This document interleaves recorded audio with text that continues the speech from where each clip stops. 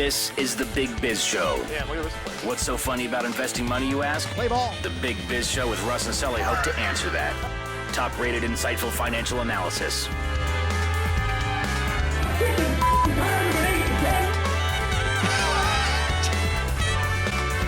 If you're looking for insightful financial perspective on key market strategies, keep looking. I told you, this is the Big Biz Show. Hello. See, that's good. See, it works out. This is Russ and Sully.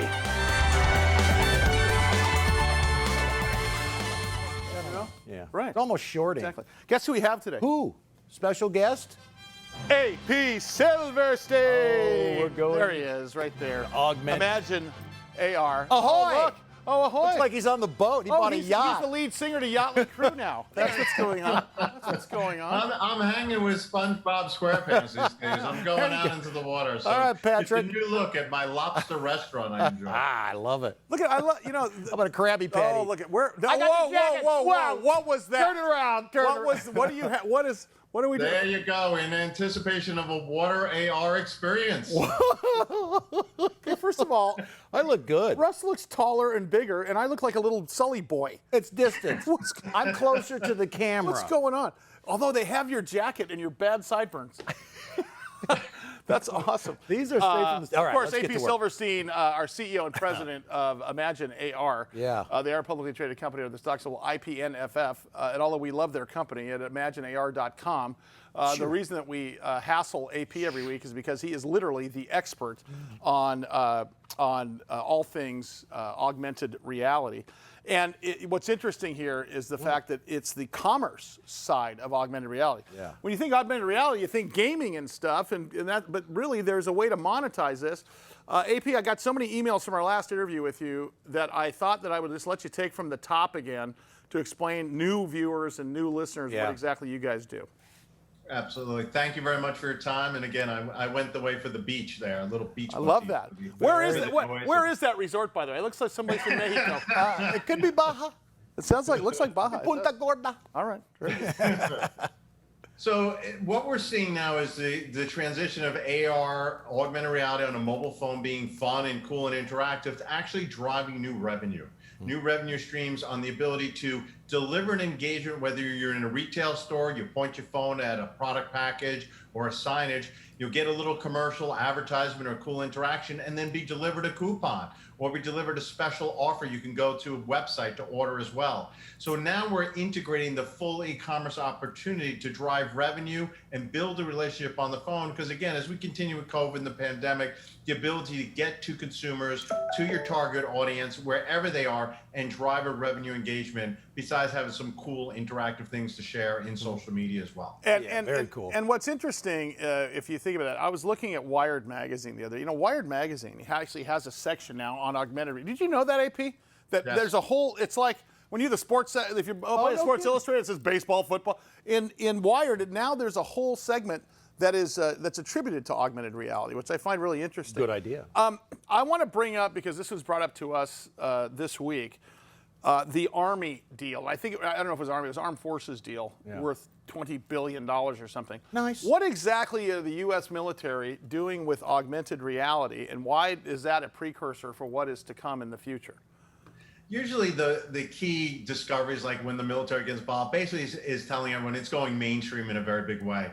And this commitment, where it's used in training for life and death, military situations, then being used live in the field is the direction it's going. So while you're in the field, you have an overlay on your headset there, specific military ones, that you can see what's going on in the field of engagement and where the enemies are and what strategies to take advantage of as you go forward. But what it's demonstrating is the mainstream focus of what's coming with AR. The market's about 5 to 6 billion. It's supposed to hit 60 billion in 3 years. And one of the most recent forecasts, I forgot who the expert was, they forecasted $360 billion by 2028. Hello. So you're seeing this transition that it will be part of everyday life. The military making that kind of commitment on the front lines with the armed services and the soldiers, that's key to really show that this is a real value, a real lifestyle change. It's going to be part of our everyday life. As Tim Cook said at Apple, it'll be as big as the mobile phone. Well, sure. And so let's talk about Apple here, because Apple, of course, has a market cap of $2.2 trillion. Apple makes $691,000 per minute in the first 3 months of this year. And now Apple has an AR strategy, AP. And what's interesting about that is they are the first target for their AR strategy is their new tile-like devices, and they're called AirTags. And they're going to use AR to help locate your stuff. So do you know what a tile is? No. Tile's a little square thing about the find size your of half a phone business thing? card. You can shove it in your wallet. Yeah. You can put it on your keys. You can put it in your luggage. Put it in your wife's car. And it goes on your cell phone so you can track. Well, of course, the least best kept secret in the world was when Apple came out with these AirTags. But what's interesting, these things that are the size of the quarter, a huge part of the plan is to dominate the personal computing market and the iPhone market by adding AR to that. They're not the only ones coming to the party. I think you guys are in the right place at the right time because I think your client base just got very big. Huge. Yeah, and that application is cool. When it first came out, everyone's first thoughts is let's hook it up to our dog, hook it to your wife, hook it to your car, right, and start tracking everything around. Right. We'll hook it to Russ's Ethereum investment. Yeah, exactly. Exactly right. But what you could do is use the tile is to drive AR from it, and if you think of the next step, you could start basically mapping indoors, right? You can use this tile and start mapping out. So the technology growth, as you're seeing, is to start doing interactive engagements indoors, sort of like GPS, but inside for where you are. So it is a big move by them. So you've got the AirTags, you'll have the Air glasses coming out, the AR glasses as well. Nice. So it's really transitioning the whole world, what we call the metaverse, right? The next generation duplicate twin of the world we're living in, both indoors and outdoors as well. So yeah, it's a pretty significant find. But at this point, I'm getting the AirTags to track my dogs wherever they are when I open up the door without it. Hey, AP, just real quickly before the chat here today, is that the next step for you guys, is the glasses, the AR glasses, and to interface with some of these other devices that are already out there?